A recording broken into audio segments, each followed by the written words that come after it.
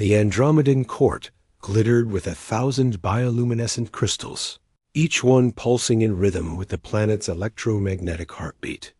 Princess Eva stood on the observation deck of the palace, her silver gown reflecting the starlight that streamed through the transparent dome above.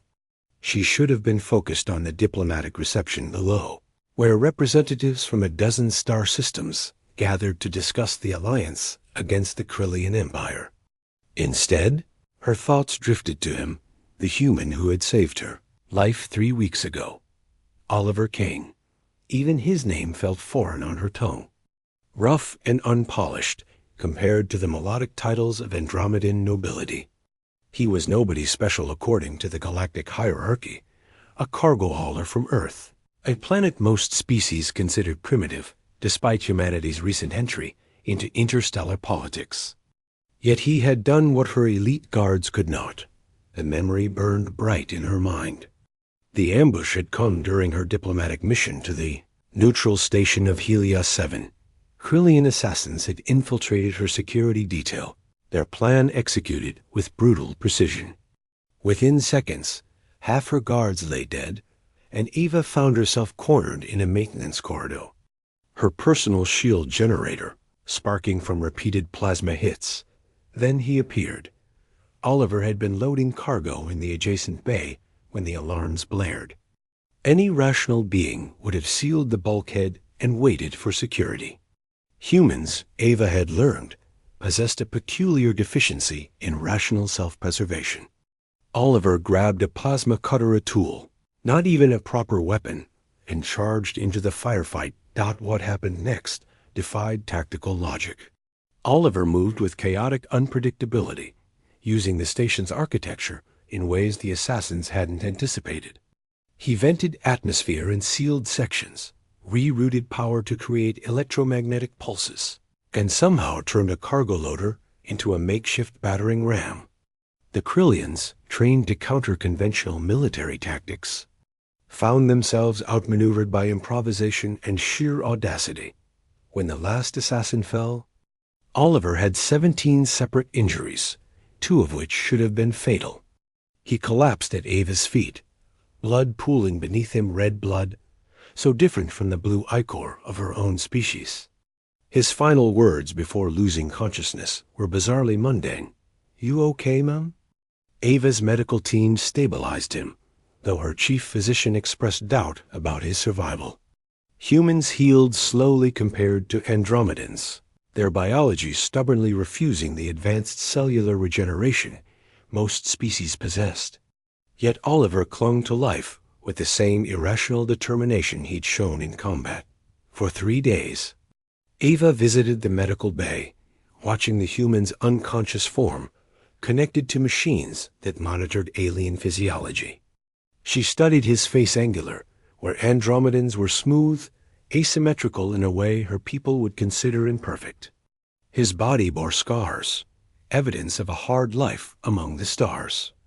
Everything about him contradicted Andromedan aesthetics, yet she found herself unable to look away. When Oliver finally woke, his first concern was the repair costs for his ship. Eva had actually laughed, something she hadn't done in years of diplomatic protocol. She offered him a royal commendation, a substantial reward, even a position in her personal guard.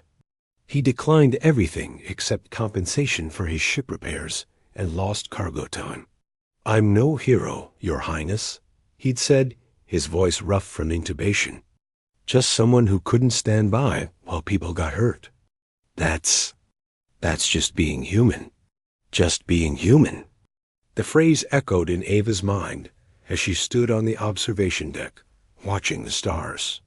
Her intelligence officers had compiled a file on Oliver Kane. Born on Earth's European continent, orphaned young, worked his way up from dockworker to independent cargo hauler.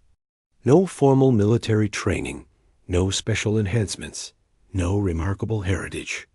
He was, by galactic standards, utterly unremarkable, yet he had done what her elite guard selected from Andromeda's finest warriors. Enhanced with cybernetics, trained from childhood, could not. He had assessed an impossible situation and chosen to intervene anyway. Armed with nothing but improvisation and an apparently human refusal to accept defeat, Princess Eva. Her chief advisor's voice interrupted her thoughts. The Zelfian ambassador requests an audience. Eva turned from the window, her expression carefully composed. I'll be down momentarily. As she prepared to descend to the reception, Ava's personal datapad chimed. A message from Helios 7. Oliver Kane had completed his ship repairs and filed a departure manifest. He would leave the station within hours, returning to his cargo routes in the Outer Rim. Ava's fingers hovered over the datapad. Propriety demanded she let him go. He was a civilian, a foreigner, someone far beneath her station. The galactic elite would whisper about the princess who couldn't stop thinking about a human cargo hauler. Her mother, the Empress, would be scandalized, but Oliver hadn't thought about propriety when he charged into that corridor. He hadn't calculated political ramifications or worried about his station. He had simply acted because someone needed help. Eva made her decision. She composed a message encoded with her personal seal and transmitted it to Helios 7. Then she smoothed her gown and descended to the reception, a small smile playing at her lips. 3-star systems away, Oliver Kane sat in his ship's cockpit, reviewing navigation charts. When his communication console beeped, the message bore the royal seal of Andromeda, something that would normally make a cargo hauler nervous. He opened it. Captain Kane, I find myself in need of a personal transport specialist, someone familiar with routes the official vessels do not travel. The position offers competitive compensation and would require extended service in Andromedan space. Should you accept, report to the palace at your earliest convenience. More importantly, I find myself curious about human perspectives on diplomacy, improvisation, and that particular deficiency in rational self-preservation your species demonstrates. I believe we have much to discuss. Respectfully, Princess Eva. Oliver read the message 3 times and laughed a sound that echoed through the empty cockpit. He had saved a princess expecting nothing in return, yet somehow gained everything he hadn't known he wanted. He set a new navigation course, pointing his ship toward Andromeda's gleaming capital, and engaged the hyperdrive. Behind him, the stars stretched into lines of light, carrying him toward an uncertain future with the princess who couldn't stop thinking about him.